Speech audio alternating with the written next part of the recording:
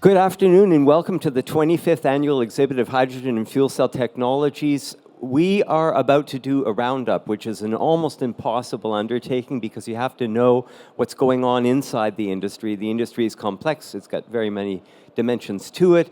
You need someone who knows the industry from the inside out, and my guest here is precisely that person. I'll be talking to Ski Milburn, who's founder and CEO of VAIREX Air Systems.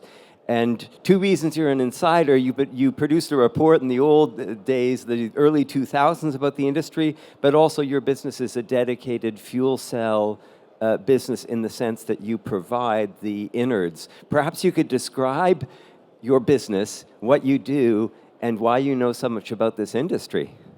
I will, but first I want to thank Brian and thank the Hydrogen Fuel Cells Group exhibit and the state of Colorado for hosting our exhibit this year and for German beer. Cheers. So VAIREX is an air system supplier. I had a funny conversation just this morning. A gentleman came up to my booth and he said, "What's this?" I said, "Compressor." "Oh, so you compress hydrogen?" It's like, "No, we compress air." And he's like, got really confused, and he's like, "I thought fuel cells ran on hydrogen." He's like, "Well, yeah, they do, but what fuel cells do is they convert air and hydrogen directly into electricity. It's kind of magical. And we build the air systems. So we build these magical little compressors that, achieve all the goals of the industry, which is they're infinitesimally small, they last forever, and they cost nothing." Okay, well, we're not quite there yet, but but we build these air systems. We sell them in 23 countries, including the United States. We're kind of unusual in our state in that 100% of our revenues come from out of the state of Colorado. We're one of the few fuel cell companies or participants in the industry. So we spend a lot of time traveling. In fact, I think I was in Tokyo for the Fuel Cell Expo, and then I was in China doing some what we call demo days of our hardware in front of customers. They went home for 5 days, and now I'm finishing up the 5th day of the Hanover Messe. And so thanks again for having me. So the international exposure means you know where the markets are really growing geographically. I know we talked about China last year in our 2018 wrap-up, and that was a prediction based on what had already happened. The statistics were interesting. So 2018, the volume of fuel cells sold in China was equivalent to the quantity of fuel cells sold everywhere else? Pretty much. And what we did last year after this show, we've been watching China for a long time. We were actually in that market 15 years ago and then left in 2009 during the financial crisis. It was just IP challenge and small market at the time. And then we saw something start happening. For instance, here, 3 years ago, there were almost no Chinese here, and 2 years ago it was 25% of our visitors, and last year was about 40%. I thought it would go higher this year, but I think Hydrogen Fuel Cells Asia is siphoning off some of the Chinese, but still about half. I mean, quite noticeable. We changed our marketing approach for dividing the world into the Americas, Europe, and Asia, and now we divide the world into China and the rest of the world, or ROW. That trend has continued. If anything, it's accelerated a bit. We re-entered the market 2 years ago. Last year, we sold less than $100,000 worth of product in China. This year, we sold a multiple of that in the first quarter. Right? And I think a large multiple of that in the fourth quarter this year. So there are purists who know that it would be lovely to have a source of green hydrogen and have fuel cells with mobile applications. We'd have no problem with the congestion in the traffic. That's not what's happening right now. In China, to give you one example, which you're familiar with, we have Wolfgang Chen here, and he is specialized in using reformers with methanol because there's a network supplying it in China, and then fuel cells for automotive applications. But their volumes are astronomical. Are they getting enough fuel cells now? Because the production has now the demands. Are people keeping up with the manufacturing? Well, this is a whole topic all by itself that will probably thread through this entire talk from one end to the other. But I think the goal in China last year was about 6,000 vehicles. They did not meet that projection. They ran short. And we think part of the reason was the inability of the global supply chain to supply product to China at the rate that China wanted product. So we actually have an interesting change in the industry, as we've always been demand limited. There's never been enough demand to grow the industry at the rates that we expected, or that we promised ourselves, or we promised our investors. All of a sudden in China, we have a situation where we're supply limited. The industry's actually challenged to build more than it can instead of finding a way to survive on less than it needs. The really fundamental shift in the mindset and the corporate culture of the companies to achieve this. This is sort of giving the lie to the narrative. Of course, I try not to lie, I try to be honest, but again and again I repeat the narrative that if there were a hydrogen network supplying the automotive industry, they would build the hydrogen cars. The weak supply chain suggests the manufacturers are nowhere close to being able to replace the 48 million vehicles in Germany with hydrogen fuel cell cars. Are we drastically far away from that goal? It depends on your time scale. One of the things the Chinese have demonstrated is that they can scale at rates that are almost unimaginable in the West. You know, in 10 years, they went from no high-speed rail to a high-speed rail network that's bigger than the one in all of Europe put together. The first year, they built a line from Beijing to Shanghai. It takes 5 hours at 200 miles an hour to go that far. It must be 900 miles. They built it in 1 year. Now, the way we would build railroads in the United States or in Germany is you start at one end and you go to the other, or maybe you start at both ends and build to the middle. The Chinese did it different. They went to 100 different companies and said, how many miles of track can you build in 1 year? Somebody said, I can build 5, and so you get this 5 miles. And somebody else said, I can build 10, you get this 10. And they all went, they built the whole thing at once. They're doing something similar in fuel cells. And although at the moment they're running a little bit behind, I would be the last person on earth to bet against the Chinese ability to scale. Give them 5 or 10 years and they can scale anything. Now, the important question there is, have we missed the market? I have been continuously reminding people that we have the option of importing batteries or exporting fuel cell technology, but it sounds like we've almost missed the boat. Well, I like your turn of phrase, export technology.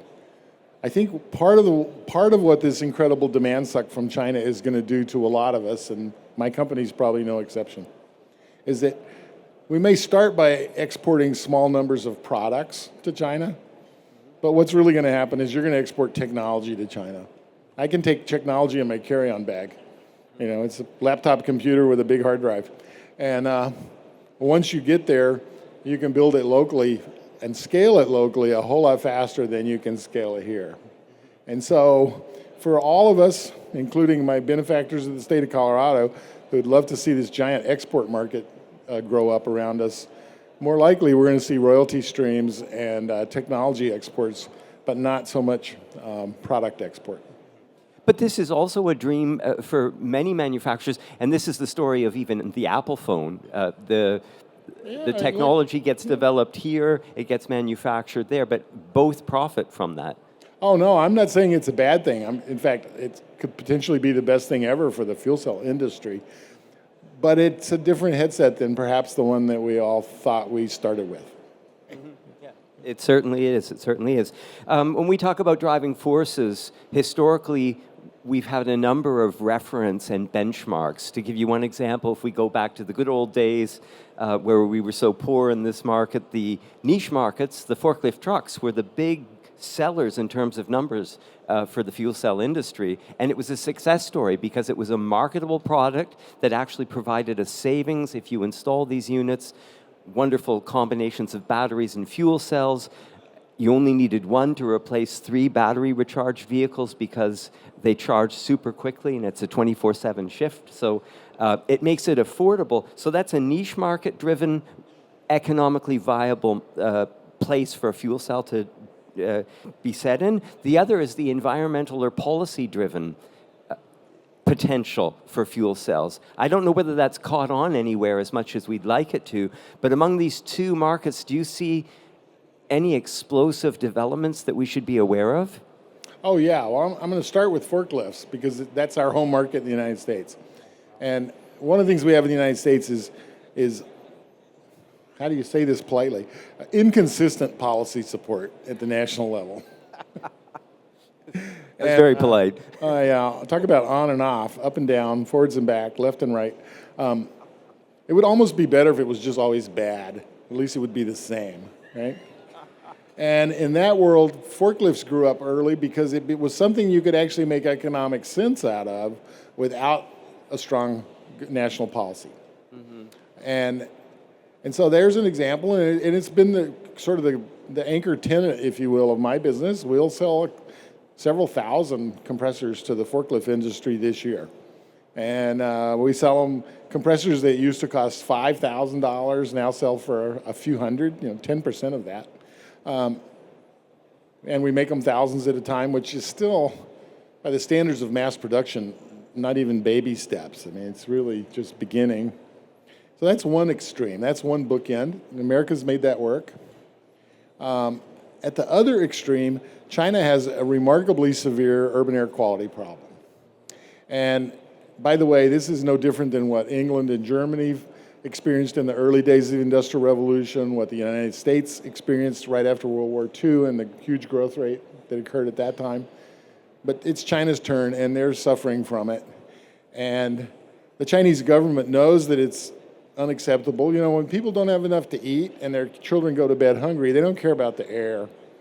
But once their children are fed and you're fed and you have a roof over your head, you go down the Maslow's list of things you want, and things like a clean environment become important. And China has economically turned that corner. And so it's important. And they have the most, not just aggressive, I mean, it's remarkable how aggressive it is, but what strikes me, having studied the plans, is how sophisticated it is. It's obvious that the Chinese government really, really studied the problem, and they studied the various solutions that had been tried around the world, kind of cherry-picked the best of the policies and packaged it all up in a single national plan, and now are pushing it in their particular unique way down through the provinces and the big cities to actually implement it on the ground.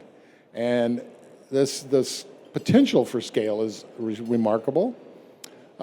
China has two other problems we don't talk about much. One's climate change. I'll come to that last. The third one is China's energy security problem is at least as severe as it is for the United States and for Europe. They import most of their oil. They also have a really challenging geographical issue in terms of moving oil tankers around the world. It's significantly more difficult in terms of choke points than what the United States faces getting oil out of the Persian Gulf. And they know that. So they're going to solve air quality. They're going to solve energy security. And if they get those two, they'll meet their climate change goals for free. It's like a byproduct of the first two. That's really remarkable, but it also means they have to scale at a speed that's unimaginable. But these are guys that built more solar than anybody in the world in 10 years, more wind than anybody in the world in 10 years, and more high-speed rail in 10. We used to say that it took 30 years to turn a national-scale infrastructure over. It took 30 years to build 1 million miles of railroad track in the United States. It took them 30 years to pave 1 million miles of highway. It took 30 years to get a personal computer into the hands of everybody in America that wanted one. The Chinese did 3 big transformations in 10 years each. It's a completely different scale of speed. It wasn't just big, it was fast. It's so interesting when you have the historical phases, we have to remind ourselves there are regions in the world that do the same thing that has happened with the phone connections. First you have the phones with the phone lines hanging up on side, and at some point you get the digital technologies competing, and then the digital technologies take over. Well, there's some countries, they simply skip the phase of wires. Why would you put them in? Go directly to the smartphone, from nothing to the smartphone. This is a model of what can happen in regions that do not have an electrical grid. Go directly to renewable resources and hydrogen and create an independent grid on smaller scale, of course. That's not what we're doing in China, of course, and it's not what's going to happen in Europe because we already have the electrical grid, but it's a potential. Yeah. Well, it's remarkable how much free you have. Who was it, Janis Joplin once saying, freedom is just another way of saying nothing left to lose. And one of the things we have in America and in Europe is a gigantic industrial automobile industry based on the internal combustion engine. And every time you make a calculation about how much you're going to invest in a new technology that will obsolete the old one, you have to count the cost of the unamortized portion of the obsolete technology that you're going to walk away from. Well, China has a big automobile industry, but it's not at the state of the art of the West. Particularly emissions controls on their engines are many billions of dollars of investment behind. So that's an investment they may just choose not to make. They put it somewhere else. Mm-hmm. It's interesting that we can talk about China and then move directly to California and see similar problems. Most people do not think geographically, but a lot of the Asian products and produce arrive, of course, in California, like well over 85%. And this means there is, first of all, a maritime source of pollution. You have all of these boats floating around with diesel power. And then in addition to that, you have a trucking line, an artery that starts in California and runs right through the United States. This portion of the highway that goes through California is called Cancer Alley, and it's famous for the incidence of cancers there, and it's one of the reasons why the Californian environmental policy, I'm repeating what Corey Shoemaker said. He's from the Californian hydrogen fuel cell business community, and he represents the interests of their groups in, launching this technology there. But the important message from him was that the environmental issues are just as pertinent. And as you said, it's a question of standards of living. They've gotten to the point where they've got enough food in the fridge, right. The lousy air quality. So are things happening more quickly in California than they are elsewhere in the United States? Well, everything happens faster in California. And first. We like to think in Colorado that we work at something closer to California speed than most of the Midwest, but we're kind of funny. We come over to the Colorado booth and you'll see the outline of our state, which is right smack dab in the middle. I mean, we're about as far from the three coasts as you can get and still be in North America. But yeah, things do happen faster there, and it's partially because population density is high. They do a lot of different things that create problems. They also have their healthcare system depends quite a lot on public finance in California. And one of the things you notice, and the Chinese have already figured this out too, is that if you clean up the environment, one of the ways you pay for the cleanup is a savings in healthcare costs. It's non-trivial when you talk about building automobiles that put out water vapor instead of poison out the exhaust pipe. Massive savings, healthcare, all sorts of other things down the road. We've focused, of course, on the hydrogen fuel cell. Interestingly, look around for their booths. In the good old days, we started back in 2004. You've been here since 1995. In the initial phase of this exhibition, there were lots of hydrogen fuel cell manufacturers here. Where are they now? Oh, they're out at the other shows selling product. And product meaning not fuel cells, but buses. Well, they go to Ballard goes to the bus show, and because that's where their customers are. And this is the 35th anniversary of the Hydrogen and Fuel Cell Group exhibit at the Hanover Messe. We cut the birthday cake the other night. That was kind of fun. 25, but still. Was it 25? 25. Okay, I thought it was 35. I started VAIREX 35 years ago. And we weren't a fuel cell company at the time. It was some years before we were, when the Partnership for a New Generation of Vehicles started, and the Clinton administration started, pushing fuel cells. So we've been doing that a long time. In those days, you would come to this show and it'd be all the fuel cell companies because they didn't have any place else to go. And the truth is, in those days, they didn't have any product either. They were all living on a dream. But today, the fuel cell industry has product. They have fuel cells that they can sell, and so they go to the shows. The forklift guys go to the forklift show, and the bus guys go to the bus shows, and this show has, and this is a sign of maturity. I used to work in the automobile industry before I came here. And you go to the big automobile industry shows, and it's all suppliers. People like me that sell what we call gazintas. Gazintas are things that go into something else. It gazinta. And so we're all out there selling gazintas. And our customers, and I won't pick on Ballard, but they're an obvious one, that we're well represented at this show. There were a lot of them here, and they came to see us and a lot of other people, because that's how it works when your industry grows up, is your OEMs go to where their markets are, and they exhibit at the shows where they sell their product. The suppliers end up at the fuel cell show, and they come here to buy from us or to talk to us about their future plans or whatever it is, how they would love for us to spend our money on their behalf. Seems to be a common theme, and that's how it should be. I mean, it may feel weird to some of you. It's like, well, where are all the big fuel cell companies? And it's like, they are where they should be, and that's not here. Okay, so I suppose there's a positive side to that. We would love to have, of course, more exhibitors here, but if it shows that we're a mature market, that's to be accepted. One thing that has changed, and we talked about this a bit last year, if we look around, we see the amount of space by electrolysis companies taken up here. It's just phenomenal. This is a new thing. It's in the last 5 years that these people have grown up. There's been a lot of hype about that because largely renewable energy is here, and yet it's being curtailed. We can get into a discussion about that. I even hate the expression curtailed energy, because if you talk to your sister or your brother or folks at home and say energy's being curtailed and renewable energy is being curtailed, they don't know what it means. Say that you're turning off a wind turbine because the grid cannot absorb the energy. There's no place to store it, and people will understand. But the bottom line is, if you have a grid that has moments where there's power available for free, connecting up an electrolyzer is a interesting philosophy. And it makes sense to people because there you are creating a green hydrogen molecule. Do you think there's anything rational, though, about the expansion of electrolysis here? Because the business models are prospectively profitable. Right now, they have investors. So where is this going? Well, I think I first exhibited it in this group exhibit 15 years ago or something. It's been a long time. And one of the common themes in the early days was, this is cool, but where's the hydrogen going to come from? And where are you going to buy it? Where's the gas stations?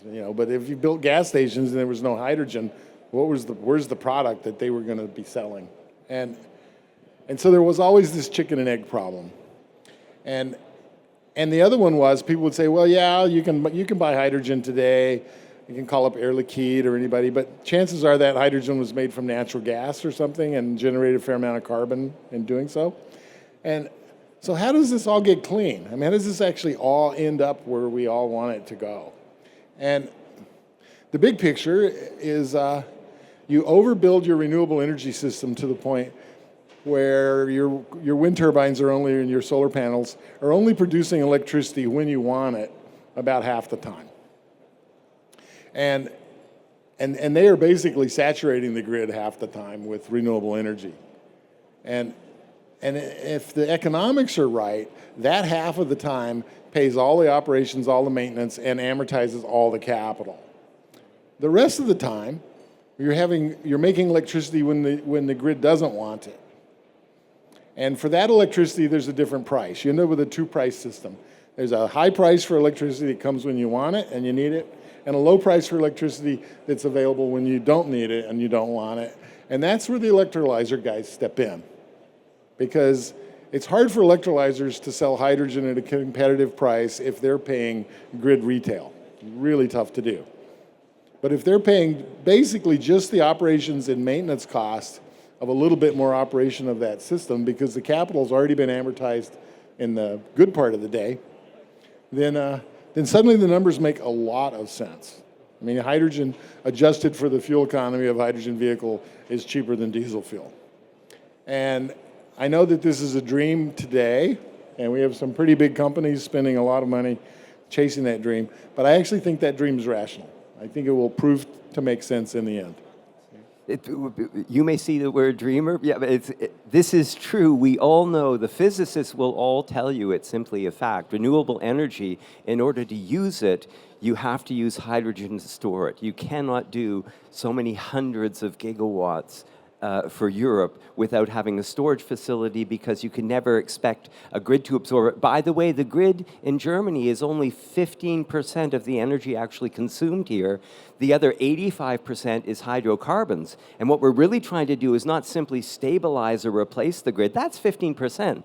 That's really, chicken feed. By comparison, what we need to do is replace the fossil fuel imports. And interestingly, the United States is a net exporter now of natural gas. We import it all here, which is kind of nuts from a political perspective, because I don't think American policymakers would accept a situation when you're dependent upon largely one nation as a facilitator for your entire energy budget, 85% of it at least.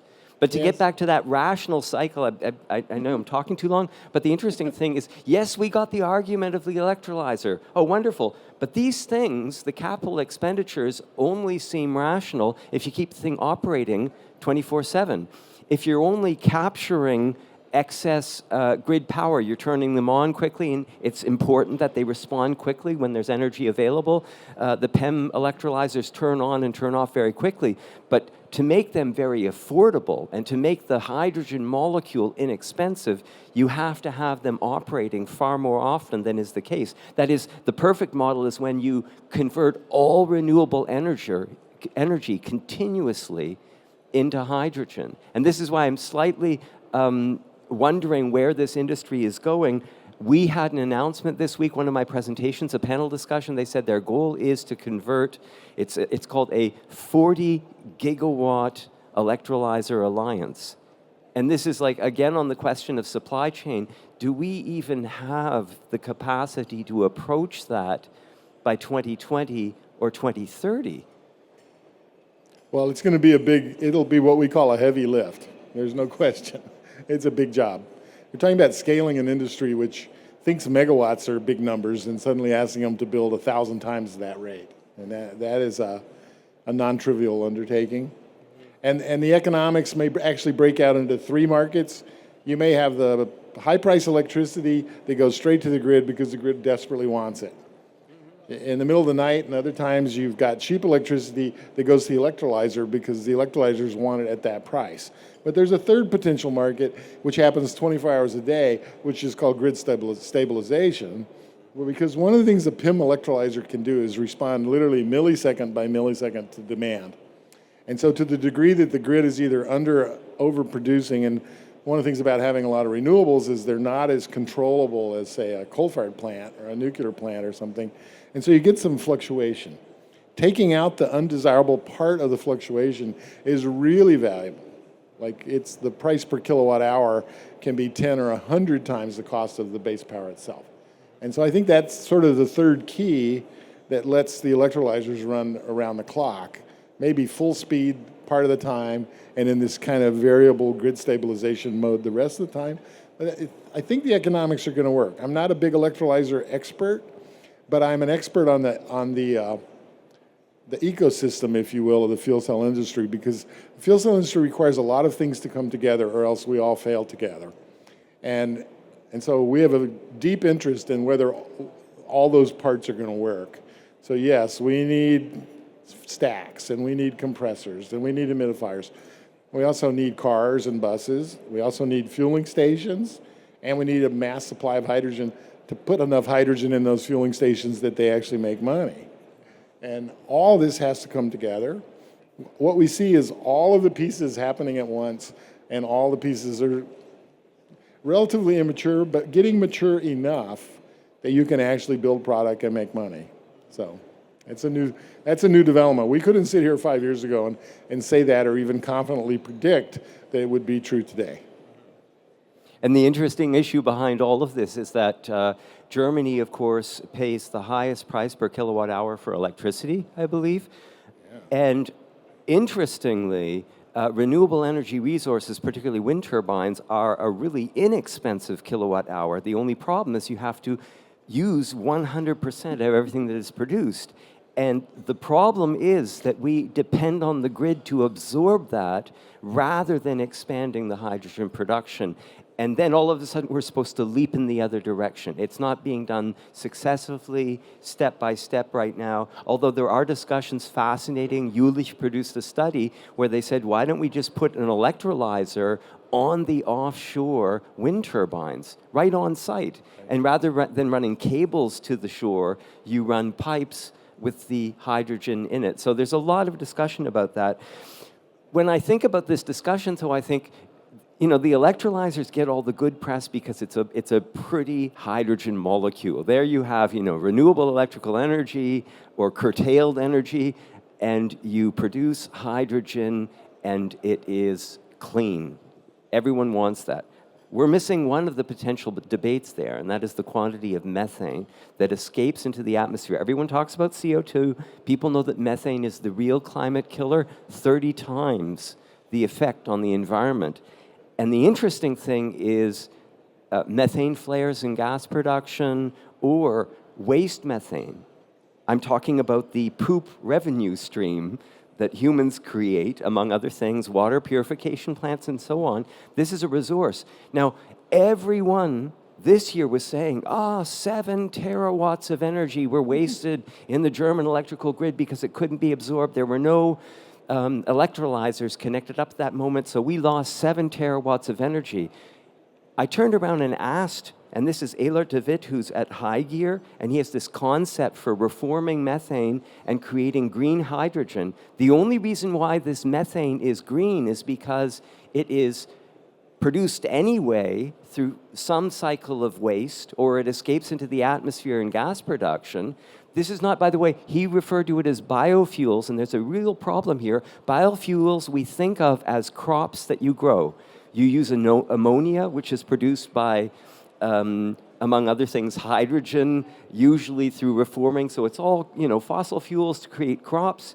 You harvest those crops using diesel engines, and then you hope that the biofuels are somehow less of a climate killer than the rest because you've captured some carbon while creating them. He's saying, no. What we do is we take methane that by its nature is there anyway. We're not growing crops for it. It's going to be in the waste emissions. It's going to be in the already existing sources when you dig for oil or produce gas, and he's using that, reforming it. And I asked him, okay, so people complain about 7 terawatts getting lost every year. What is the quantity of energy we are losing through not using this methane? And I'm going to bet, this is the one quotation I want to leave you all with this year, that if we come back next year and discuss that, it's going to be a lot more than 7 terawatts. This is a global issue, but as soon as I mentioned this to Ski, he was saying, we have an example. Right. So in Boulder, where I live, Boulder, Colorado, some years ago, we started with the landfill, and then we moved on to the sewage treatment plant and the water treatment plant, and we're capturing methane and running it through diesel engines converted to run on natural gas to make electricity. Well, the whole city basically generates enough electricity that way to run the sewage treatment plant with a little bit left over. And so now the discussion is, I've been talking to them quite a lot about this, is can we buy, because the diesels are wearing out. They've been at it for 20 years. And so why don't we replace the diesels with fuel cells? And when you do that, the efficiency doubles. And so suddenly you're producing twice as much electricity from the same amount of methane, at which point the sewage treatment plant becomes a power plant. Before it was kind of self-sustaining. It was making enough electricity to keep itself alive. Now suddenly it's got excess. Now, you do that everywhere. Each little contribution, it doesn't replace your conventional generation, but it suddenly takes a big piece of it. I mean, it's actually a meaningful slice, and it's reasonably controllable. You don't have to burn every molecule of methane as it bubbles up out of the goo. You can save it a little bit. So, once again, we need things that are quote-unquote dispatchable, controllable, to help offset the variability of renewable sources. The other night, though, our president famously said, "Oh yeah, you sit down and watch TV, and the wind's not blowing, you can't watch TV," which actually isn't how it works at all. But there is some challenge in making the renewables fit, a big complicated grid. But here, I want to leave you with one last thought on that, and as for years what we heard was, the first thing we heard was, you'll never make enough renewable energy to make a difference. That was sort of the early stage. And then renewable energy was the biggest addition to our grids around the world for 5 years running. And then they said, well, okay, you can make a lot, but it's subsidized and it'll never stand alone. And well, a few years ago in Colorado, the wind plants started competing with coal-fired power from old plants. And then a couple of years later, they started out-competing electricity from brand new coal plants. Last year, our electric utility, I was on the board of the Colorado Solar Energy Association, another industry I've been in most of my life. And we actually had our electric utility come to us and demand that they receive payments, large, many $100 million payments, because they're not going to be able to amortize the investment they made in coal plants because the solar stuff is eating their economic lunch. And now we got to the point where so the coal guys are saying, well, we're going to be pretty much out of business. But the General Electric gas turbine guys were thrilled because, America has all this natural gas and turbines can take up the variable load. And now we're building solar plants with batteries on them that outcompete. They produce electricity cheaper than the gas turbines do. And so the latest thing we keep hearing now is, there's too much renewable energy, we can't handle it all. Anybody got any more complaints? I'd love to hear them. And the interesting thing is, it is feasible to cut back right now the amount of, for instance, natural gas we use through hydrogen fuel cells. We used to have a lot of exhibitors here, and they were exhibiting, I bet if this is a German population, most people, they go back home and they have their own Gasetagenheizung, those wonderful units, they run on natural gas. More than 50% of the German population rely on heating through natural gas in this manner. You can replace those units with a fuel cell. They produce both heat and electricity. You create a microgrid so that if you turn on all your appliances, your neighbors deliver a bit of electricity to you. It's actually not that complicated. The energies do this. There are islands off the coast of Western Europe that operate in this manner. And the natural gas, by doing this, is used more than 30% more effectively. That is, you would drop your reliance on foreign fuels by 30%, and you would drop the climate balance of the nation by 30% in that sector. Anytime you use a conventional hydrocarbon and you connect it to a fuel cell, you are increasing efficiencies radically, even though you're still producing CO2, and it's not a purist model, you're producing 30% left, or in the case of the diesel motors, maybe even 50% less. Yeah. So don't you wind up pulling your hair out thinking the message doesn't need to be purist, but there's such a large market for fuel cell technology, and it's a lack of awareness, because even those units, they cost, the initial investment to get those units in your house costs more, but it amortizes itself really quickly because people pay a lot for electricity here. So isn't it sometimes frustrating to have to... this industry is nothing but one big ball of frustration. But no, there's a lot of good things happening. For instance, Japan, following what Brian was just saying, put the famous Innofarm program in place, and they've now deployed a couple of 100,000 fuel cells for houses. I wish to say that we had compressors in every one of them, but we didn't.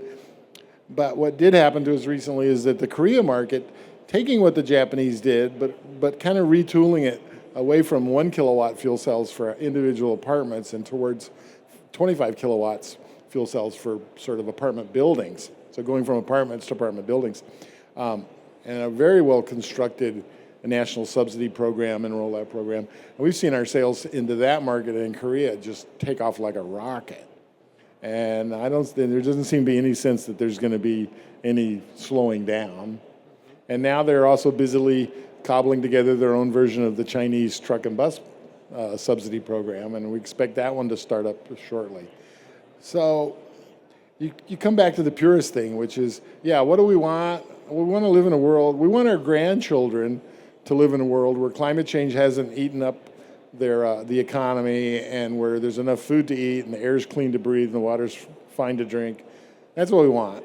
I mean, anybody here doesn't want that for your grandkids, consider getting retooled. And that's what we want. But in the process of getting from here to there, we may pass through some things where it's not 100% better, it's only 30% better, it's only 50% better, but it becomes part of the bridge. As long as we're on the path to the bridge, as long as those of us who are participate in the industry make a living, so that, we grow up and make a living and we pass the companies on to a new generation who does the same, this all works out. And so I'm not much of a purist about that. I am much more in the, yes, that's the ultimate pure, wonderful goal is what I'd like to be building stepping stones to. But in the meantime, we've got to do what works.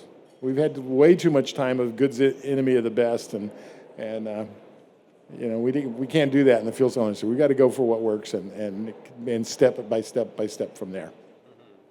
Spoken by someone who's been here the same length that I've had 15 years in this industry, wondering when things are going to kick off, when we're going to have the mass production of the fuel cells were the greatest thing that never happened, right, for a long, long time. Yeah. And now suddenly it's a little bit different story.